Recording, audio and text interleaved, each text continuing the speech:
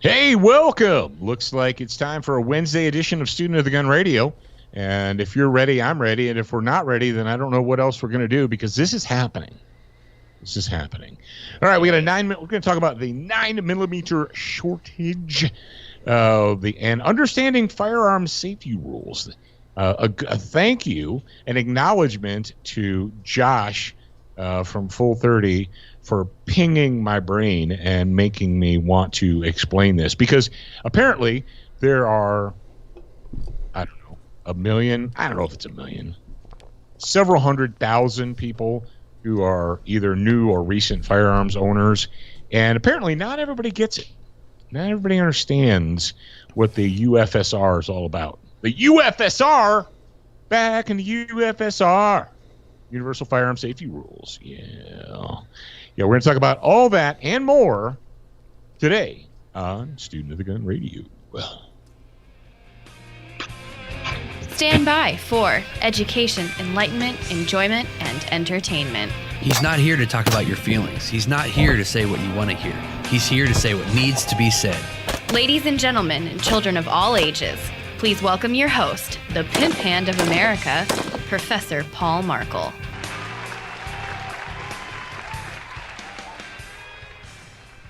Yes, indeed. Yes, indeed. All right.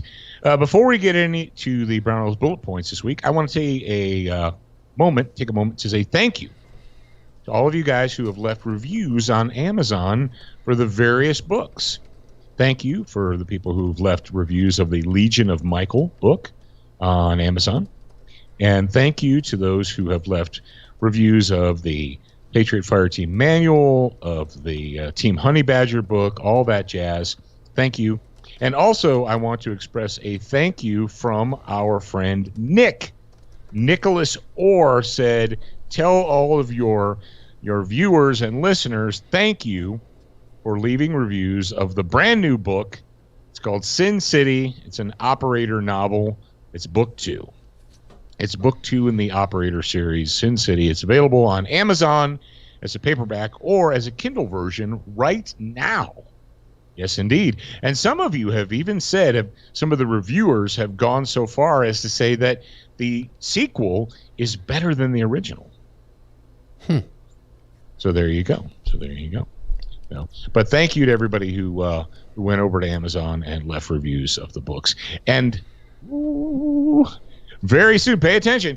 If you read any of the books that I just mentioned and you have not left a review, shame on you. You need to do that, because you're going to have to leave another review of another book here really soon, because yours truly has got another book coming out. I have been a book writing fool since arriving here in Wyoming, and there's another book which will be released so soon. It's right there. It's right there. There it is. It's right there. But by next week, by the 1st of August, by the beginning of August, there will be another book. The first week of August, whatever. There will be another book for you guys, and you're going to be excited. All right, let's do a Brownell's bullet points of the week. Please and thank you.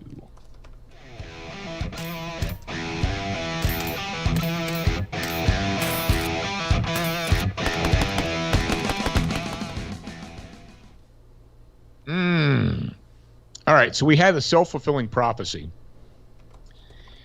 over the last couple of months.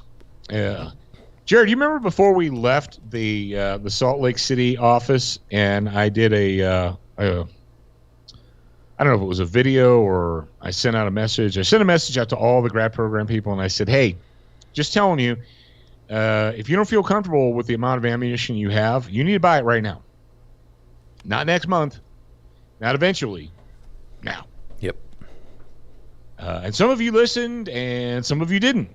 And it's kind of like the ant and the grasshopper. Some of you grasshoppers out there are like, hey, Mr. Ant, can I borrow a cup of 9mm? May I borrow some 9mm? No, what? Please, sir. So here's what happened. In March and April and May, but mostly April and May, and a little bit in June, every knucklehead in America who never owned a gun ran out to a gun store and bought a 9mm pistol. That's what happened. And along with that, they bought every box of Federal, American Eagle, Remington UMC, Blazer, CCI, Blazer Brass, the purple box stuff. Well, you can't get it at Walmart now anyway because Walmart doesn't sell handgun ammunition. Fornicate Walmart. What good is Walmart anymore? No good. That's pretty much what good they are. They brought all the white box. They bought everything. All right, all of the European import 9mm, all that jazz. They bought it all up and then what happened was that experienced gun owners saw that the newbies were buying up all the 9mm, so they went out and bought some. So what happened to the 9mm ammunition supply? It went, pfft, it's gone, right? I saw recently that Gunbroker, you're like the auction house? Yeah, the auction house. I got a notification because I'm on the Gunbroker mailing list that 9mm ammo auctions. So this is where we're at now in America. We're at the point where people have cases of 9mm and they're auctioning them off. I saw one case that was over 500. That's $1 a shot. Yeah, I'm not paying. No, case 1,000. 1,000 rounds for in a case. Oh yeah. What did I say? For you said $1. I knew what I went. So I saw one that was 600. It was up to $619, and this isn't for depleted uranium honey badger ammo. This is for like Remington UMC 115 grain full metal jacket. I am not paying 57 cents, 62 cents a shot for freaking ball ammo. And when I don't have to, I have a war stock. But I know a lot of you guys are out there, and you're like, I want to go to a class. I want to go to a training class, and I need 400 rounds of ammo, or I need 500 rounds of ammo, and I only have 100, and I don't want to shoot it all up, blah, blah. So, hey, Jared, I guess if I say this, I'm a jerk. If I say 18 months ago, when ammo was all the way down, and I came to this microphone right here, and I said, listen to me. Go look and see how much ammunition you have. If you don't have as much as you think you should, now is the time to buy it. Remember when I said that? Mm-hmm. And in the grad program, in the Liberty Mastermind, those guys are like, got it, bro. We listen. We got it. But I know there's a lot of people out there like, oh, they're grasshoppers. Please, may I borrow some 9mm? All right. Well, maybe you're a guy maybe you got your war stock, but you don't know when the 9mm stock is going to come back, right? It could be in 2 months. It seems like right when things were evening out again, what did we have? We had riots. So the COVID thing was kind of like, all right, it's calming down. Now we have riots. All right. And what's it going to be next? I don't know. So maybe you've got a couple hundred rounds of 9mm and you're like, I don't want to go and shoot it all. And I don't know when I'm going to be able to buy more, so I'm going to hold on to this. Okay. What should you do? Go another direction, Bruzif. I tell you what I've been doing. I was talking to it was Bob. I was talking to my good friend Bob, and I said, dude, I'm about ready to start shooting 40 again. Because it's easily fine. It's available everywhere. It is. It's stupid expensive, though. I'm not buying it. But, I mean, I've got a can of 40 that I don't ever shoot because it's 40, and, like, I don't care. But I've got, one or two Glock pistols that have 40 caliber barrels that are originally 40s that I converted. I'm just going to take the 9 barrel out, throw the 40 barrel back in there, and go shoot it. 45. I've got 45. 22. A lot of you guys out there, you're like, now is the time. And here's what you can get. I know that 22 rimfire is available. So if you've got a Ruger Mark III, Mark IV, whatever pistol, and you're like, I want to go shooting, but I don't want to shoot my 9mm up, do something else, man. Now is a great time for you to go to your ammo storage locker and do an inventory and say, I bought, during the Obama scare, I bought 5,000 rounds of 22 because I was going to use it as currency. And now I realize that that's probably not the best idea in the world. Take that stuff out and go shoot it, man. Yeah. Go get some range time in. If you're sitting on 5,000 rounds of 22 rimfire, take a 1022 or your M&P 22 or whatever, and get your butt out to the range and shoot until that gun stops working and you have to clean it. Oh, I don't clean guns. Oh, by the way, while I'm thinking about it, I was on our good buddy Nicholas Orr's author page on Amazon, and only one book shows up. So we need to send that information to him, let him know that the first book is not showing up under his author page. So let him know. Amazon. For being, they're not as smart as they think they are. It was probably something. Oh, never mind. Okay. So anyway, that is my suggestion to you. I know a lot of you guys are out there. You're like, bro, I can't find 9mm. I can't find 9mm ball, and I'm sure not gonna go to the range and shoot up 187 rounds of Hydra shot, or maybe you are. And I'll sharpen sticks before I spend 62 cents a shot for ball ammo for 9 ball. Not gonna happen. That is an option. Yeah, because you should start auctioning some. Sorry, Zach. I was gonna say I saw a video online the other day with about air guns, where it's just a gun that it's kind of like a crossbow, except it's not. Oh, pneumatic guns that shoot. Yeah, it looks like a shotgun or a rifle or whatever, but it's got like an air compressor, and you stick an arrow in it. And yeah, so there you go. Just sharpen some sticks. Get yourself one of those. Let's just sharpen sticks, man. Go crazy. Get a backpack compressor. Who was I talking to the other day that said they did an inventory and it was Shane. He's telling me he went and bought a new Smith & Wesson revolver. I said, you what? He said, yeah. He goes, I went to my ammo locker and he goes, somehow I ended up with all this 38 special ammo that I never shoot. And I was like, might as well shoot it. Like, yeah, I mean, I'm thinking the same thing, Yep. Maybe you're like, yeah, how did I end up with all this 38 ammo? I don't know. Now's the time. Dust off your wheel gun, man. Now might be a good time to brush up on your wheel gun skills. Woo! And if you've got an airweight J-frame, you know why people have all that 38 special ammo? Because they have an airweight J-frame. And they're like 10 shots in, they're like, okay, that was good. I know this gun works. Don't need to do that anymore.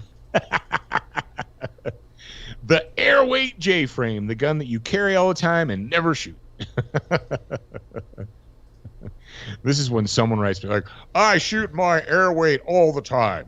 I shot 1,000 rounds out of it last month. Yep, you did. You know what's funny, Jared?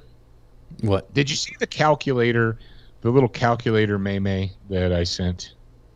There's a calculator May. It's out there. And it says, and it's a person punching buttons on a calculator, and they're like, hang on, let me do the calculations and figure out exactly who the F you think you're talking to. Maybe funny. If I do all these calculations, I'll figure out who the fornicate you think you're talking to, because it's obviously not me. I shared that with our fans, and I said, I probably have to use that about once a day. That's funny. Every day.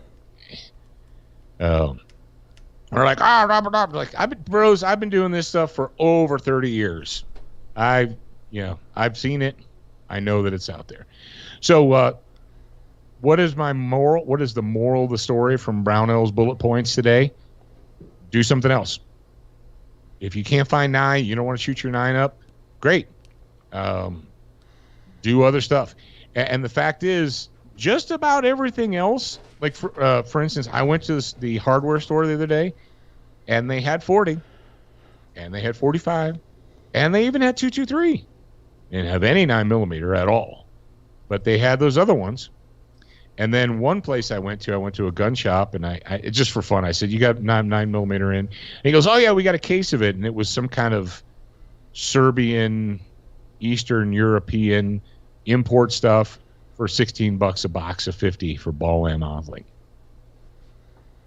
that's nice that you have that, and you can go ahead and sell it to someone else because I'm not giving you $16 for a box of ball ammo. Not gonna happen, bro. And I don't have to because and maybe, you know what? Maybe now's the time for you to go out and spend some more time shooting your rifle. That could be. I don't know. But the weird thing is, despite all of the crazy nonsense that's going on, I just went to the Brownells website, and they're running sales on ammo.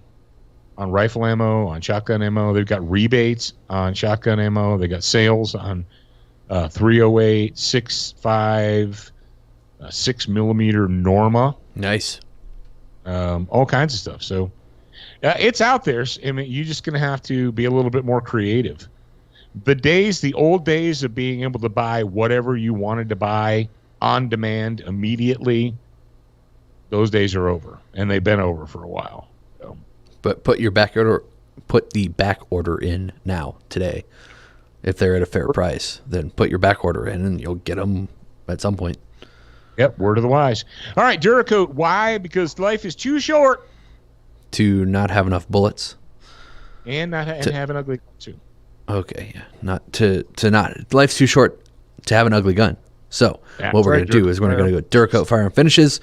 And we're going to get some Student of the Gun tattoos or Fighting Solves Everything gun tattoos. And while we're there, we're going to pick up some of that slightly darker black or some of the Duracoat Badass Finish. And we're going to do a great project. Yeah. It's available at Duracoat.com. Duracoat Firearm Finishes right now. And if it's not Duracoat.com for those of you that are actually going to try to go there, and it's not going to get there. The website is DuracoatFirearmFinishes.com. Yes. All right. And also, really, if you guys own a small gun shop and you're looking to generate a little bit, and now's the time. You say, well, I went to all my distributors, all my suppliers, and I can't get blank. I can't get handguns. I can't get this ammo. I can't get whatever. How am I going to generate income and keep income coming into my shop? Maybe you might want to become a custom Duracoat finisher. Because let me tell you what, they're not out of Duracoat. I was there at the factory, and I saw there was a lot of it. So that may be one way. If you're looking, you're like, oh, man, I'm running into problems. I can't get inventory, and it's bunging me up. How am I going to keep people happy? How am I going to keep my customers happy? Well, go to Duracoat University, become a certified Duracoat finisher, and keep your customers happy. It's easy as that. All right, Zach's got something he wants to let you guys know about, so pay attention. ShopSOTG.com is the perfect place to go if you are a student of the gun. Whether you want to expand your brain, increase your marksmanship, or help keep your family safe. All that, plus the pimp hand brands that you love. ShopSOTG.com has almost anything that an American patriot would want. Education, enlightenment, and entertainment, and we're open 24/7. Check out ShopSOTG.com today and see for yourself. Yes, indeed. Do that. And you will be a happy camper. You will be a happy camper. All right, let's go ahead and move on to our Student of the Gun homeroom, brought to you by our good friends at Crossbreed Holsters.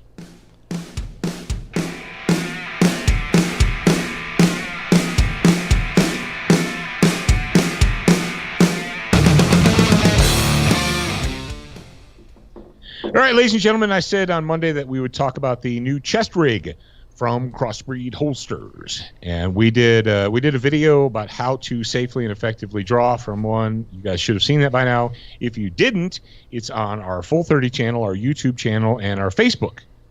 And if you don't have access to any of those, I don't know what to tell you. You're probably not going to see it. And of course, the link is down in the notes if you would like to watch it. There you go. If you're interested, you can go to crossbreedholsters.com. You can pre-order one. Use your promo code SOTG18, and it's like getting the upgrade for nothing. It's like getting the upgrade for no charge, but you have to use the promo code. All right. Say, well, stop trying to sell me holsters, Paul. I don't need you to sell me holsters. Well, here's what I'm going to sell you on: information and education. What is the dealio yo with the chest rig? And people have already said, how come it doesn't have a thumb snap? How come it doesn't have a strap? That's wrong. No chest rig should be made that doesn't have a thumb brake or a snap or whatever.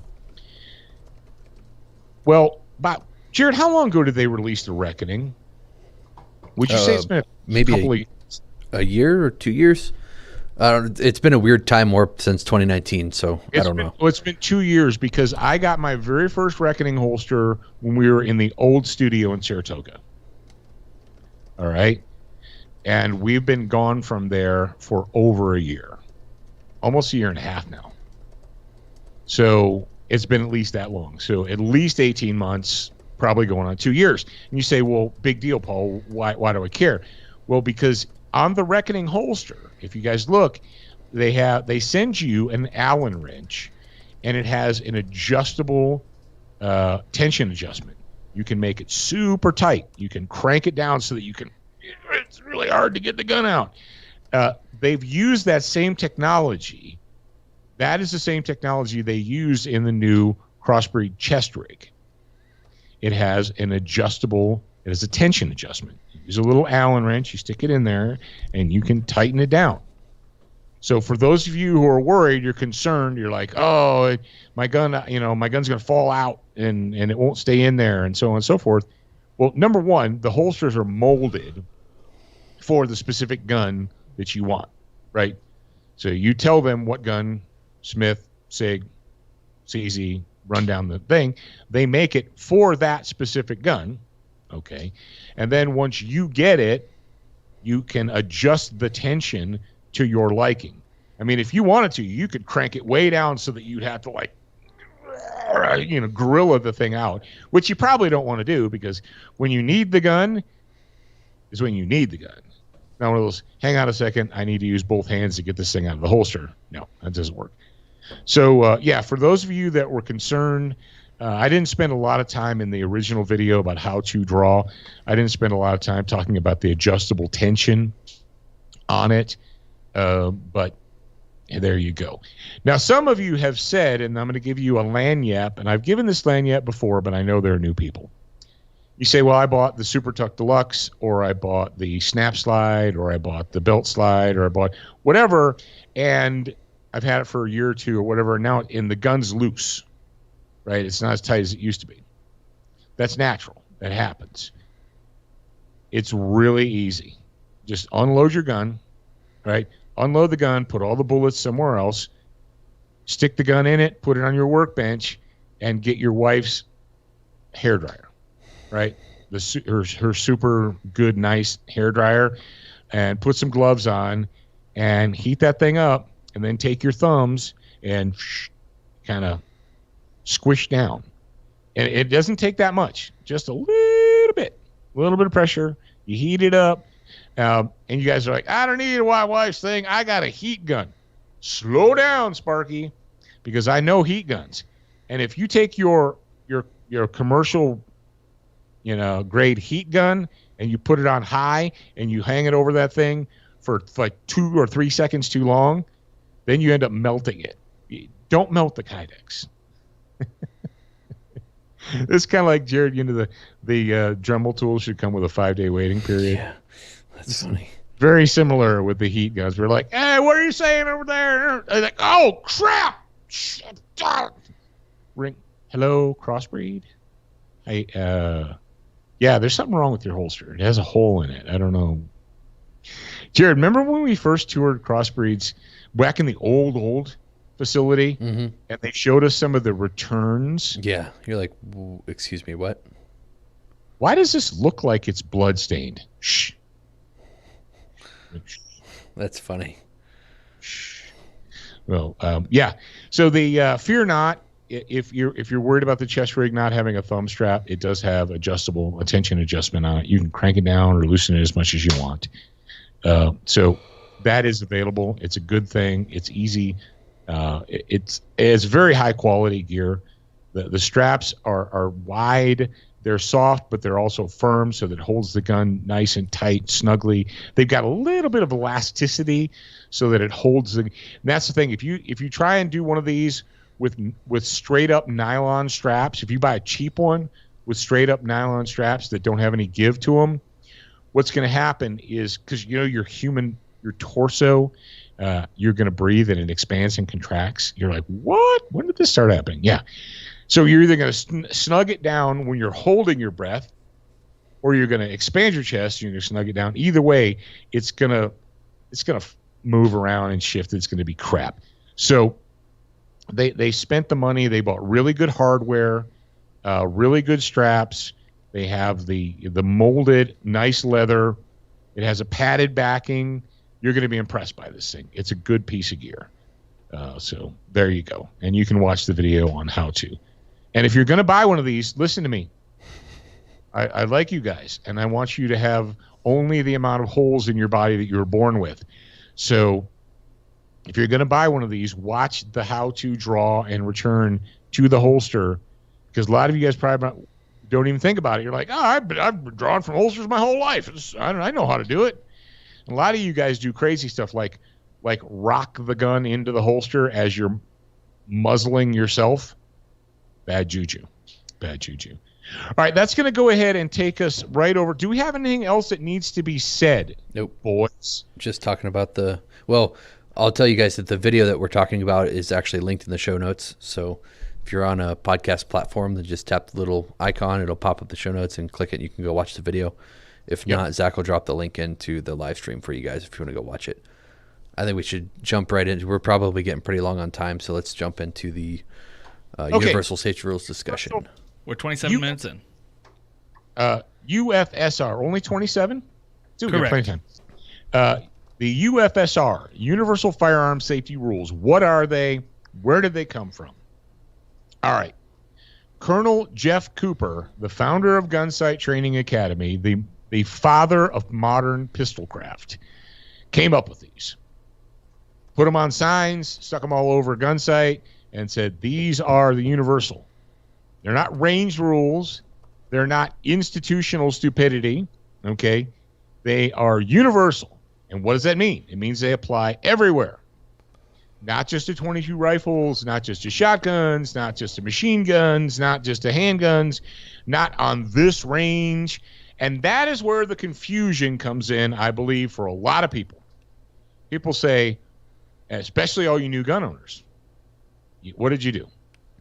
In May, April, whatever, you went out and you bought a gun for the first time. You're like, well, I got to shoot this thing, so let me go to my local indoor range. So you go to your local indoor range, and they're like, first time? And they're like, yeah, first time. So they have you sign this waiver, right? This big, long, I promise not to shoot myself or anyone else at a waiver, right? Okay, good. So you go in there, and then you go into the range, and on the wall, there starts way up high at the ceiling, and it goes all the way down to the floor almost. And some of I've actually been, Jared, do you remember that imbecile range in Biloxi, Mississippi, where they literally started at the ceiling and went to the floor? Yeah. And I realized that the reason that they didn't have more rules because they ran out of space on the wall. I think they probably started at the ceiling. They're like, well, we got to fill it in all the way to the floor. So what can you come up with? Hey, Bob, what rule do you want to come up with? I'm not even joking. It was over 30 range rules. Over 30. You're like, and just all kinds of stuff like don't eat or drink, don't smoke or talk or use mouth tobacco while you're shooting your gun. Don't no driving fast. No fast driving. No silencers allowed. This is when you say, what? Yeah. I question that one, though you don't even want me to tell you. Because if people found out we allowed silencers on our range, they'd think we were training snipers. Excuse me, what? Assassins. No, it was assassins. Do you ever hear something so stupid it turns your life upside down face? Yep. Or That was one of You know what? I got to do that. I got to do the stupidest things I've ever heard on a gun range. Turn my whole life upside down face. Don't we already have that series? Yeah, wasn't Stupid that Range Stories? Stupid Range Stories? Yeah, but like some of the stories were not just like things that people said, like have you seen, you can't allow concealed carry on the range because those people are dangerous. Okay.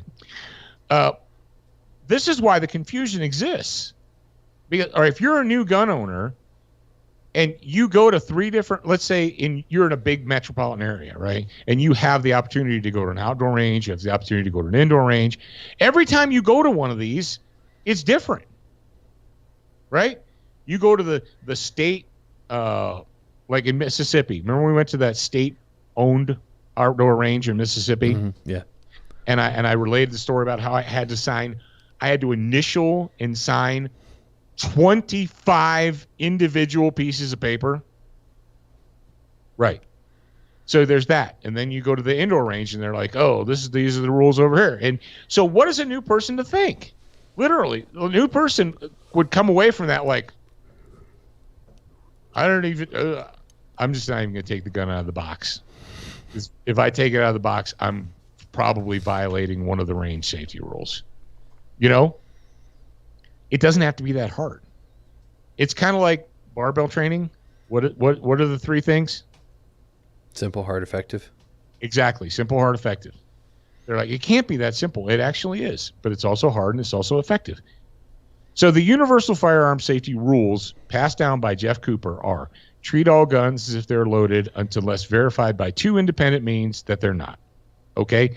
If you disassemble a gun, it is no longer a firearm. It is now gun parts, right? It's okay if I take the frame of a Glock with no slide and no barrel and I point it all around because it's not a gun anymore. It's just gun parts, all right? Never allow the muzzle to cover anything you are not willing to destroy or put a bullet into. Keep your finger off of the trigger until your sights are on target and you've made the conscious mental decision to shoot. The trigger is not a finger rest. All right? Know your target, what's around it, and what's beyond it. What is behind it? What is on the other side of that drywall, of that sheetrock wall? What's on the other side of it? Why? We've talked about why some of these, a new person.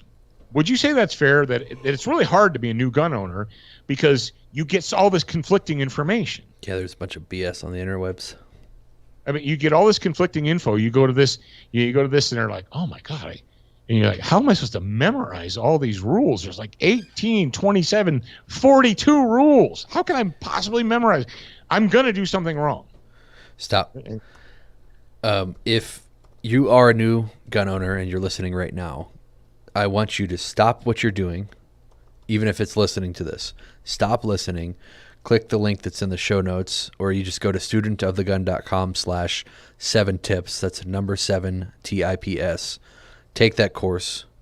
It'll help you master the fundamentals, and you'll know when you mull about in the modern world, you'll know, is what this person's telling me, is it BS, or can I draw this back to the 7 tips? Right. And so you say, well, Paul, you say that there's these 4 universal rules, but that can't be true because my local gun range has 27 rules. There's a difference between universal firearm safety rules and range rules. Yeah.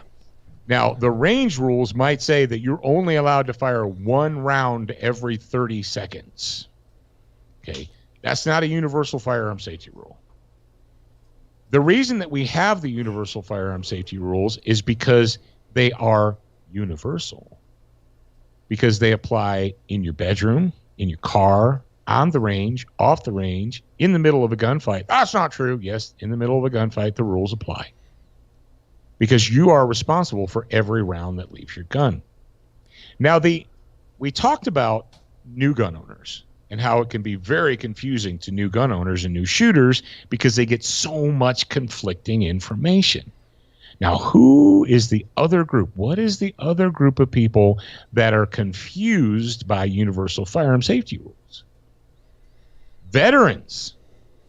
People, not new people, but people who have been around a long time, but they were part of an institution, such as the U.S. Army, the U.S. Marine Corps. And yes, I said Marine Corps. You're like, oh, is Paul going to say something about the Marine Corps that's not glowing? Yeah. Yeah, the Marine Corps has been, I almost said it, I almost slipped. They've been fornicating themselves for a while with their institutionalized stupidity. And I stole that from my buddy Yeager. He uses the term institutionalized stupidity to describe things that institutions such as the U.S. military do that don't necessarily make any sense. And when faced with the facts, they don't work. But it's there. It's in the 3-ring binder, right? And it's always been in the 3-ring binder. And that's what I was taught. And that's what the guy before me was taught. And that's the guy before him was taught. And so that's how we're going to do it. Yeah, but does it actually work? Doesn't matter. It's there. And so we're just going to, it's gospel now. It's like it was in the Bible, only it's in the 3-ring binder, you know? Sometimes things that are in the 3-ring binder are stupid and pointless and actually are negligent and dangerous. May I give you an example? Yes. All right, I will give you an example. Weapon condition codes are institutionalized stupidity. Oh, no, they're not, Paul Markle. I was a master sergeant in the United States Army's Firearms Training Corps, and that's how you run it. Condition 1, 2, 3, 4, 5, 6, 7, 8, 9, 10, 11, 12. Okay, here's the deal. A firearm is a deadly force tool. Yes or no? Well, and that's the thing. If you say, well, sometimes when it's not. No, it always is. Is it an actual firearm or is it a dummy gun? Okay, if it's one of those dummy guns is made out of rubber and, you know, made out of decommissioned M16A1s, okay, then that's different. But if it's an actual gun capable of firing live ammunition, you need to, rule 1. What's rule 1, Jared? Treat all guns as if they're loaded all the time. Yes, but the military doesn't, do they? No. They play silly little games. They play these condition code games. Here's the problem. Human beings, not robots, are holding on to those guns. You cannot trick your brain into thinking something that knows it is not. All right? You cannot trick your brain into treating all guns as if they're always loaded when you know that they never are. Or that they sometimes are, sometimes aren't. They're loaded here, they're not loaded there. If I'm over here, it's okay. If it's not there, I can point it at people when I'm on the bus. When I'm going to the range, it's okay. I point it every direction, point it at people, point it whatever. Who cares? Because it's not loaded. Then when I get to the range, I need to change gears and automatically start treating it like it's loaded. Or the day they give me live ammo. I witnessed this. And I've told this story before. I had an M9 Beretta pistol fired right like within 1 foot or so of me, 18 inches of my body. I was sitting down in a fighting hole. A guy was, and that's like a foxhole, but a fighting holes for Marines. I'm sitting down, and the guy's standing above me, and I'm doing my thing there, and pow! The sand kicks up next to me, and I look up at him, and he's holding the pistol, and he's looking at it like, why did that just make noise? Well, it just made noise because you put your digit on the curvy thing, and you pulled it backwards, and it went kapow, because that's what it's supposed to do. And he's like, I thought the chamber was empty. You see, he was holding a gun that had a magazine in it, but he assumed it was in condition 3. Magazine loaded, chamber empty. So, what the hell? I'll just stroke the trigger, pow! Glad it didn't go into my cranium. Yeah, you know, at least it would have sucked. At least he ND'd it into the ground next to me and not into me. So at least he followed rule number know your target, right? Or number two, you say, well, Paul, how does that happen? I mean, was this guy unexperienced? Did he not have training? He had all kinds of training. He was like an infantry dude, went through infantry school, basic training, infantry school, all that. He knew. But what set him up for failure? The confusion. Yes, the mental confusion by weapon condition codes. So I was going to say, is that like muscle confusion, weapon confusion? Maybe. I was trying to make a joke, and apparently it didn't land. Oh, it's still flying around there. It's still flying around.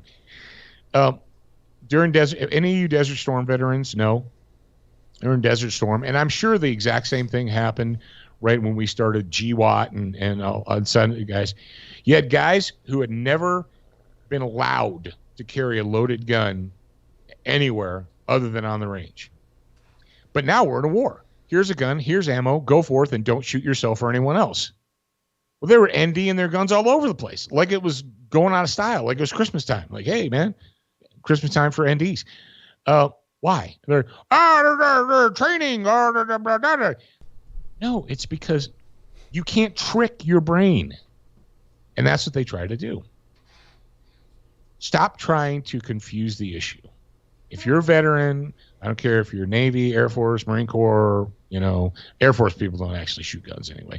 But write me letters. I'm in the Air Force and you shut up. John Bates is writing me a letter right now. But stop confusing the issue. 4 universal safety rules. They apply to single-shot 22s. They apply to 50 BMG machine guns and everything in between. All right? Stop confusing the issue. Follow the 4 universal safety rules, and you'll never be wrong. No more UFSR confusion. Yeah. UFSR, Universal Firearms Safety Rules. And Cat in the Hat, and I think that'd be that. Should we bust a rhyme? I think so. If you're a new person, go to studentofthegun.com/7tips. I'm actually going to go there right now because I forget what all 7 tips are.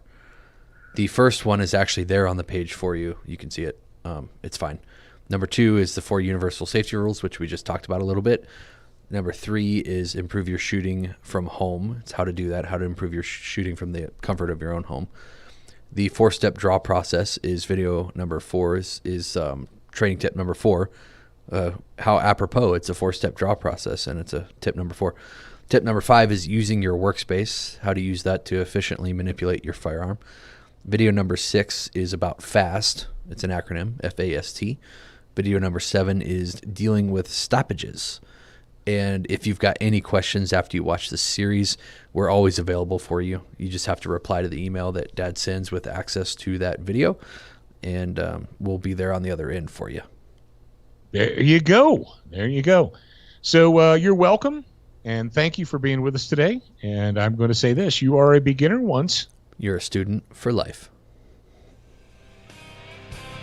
We appreciate your reviews. If you haven't left a review or updated yours recently, head on over to Facebook, iTunes, Stitcher, iHeartRadio, or your favorite podcast player to voice your opinion. Don't forget to join us at the Student Lounge, a place for like-minded individuals to learn, connect, and support each other. No chicanery will be tolerated. Remember to check studentofthegun.com daily for new, free content and giveaways. Watch, listen, read, shop, and connect at studentofthegun.com. Are you a social butterfly?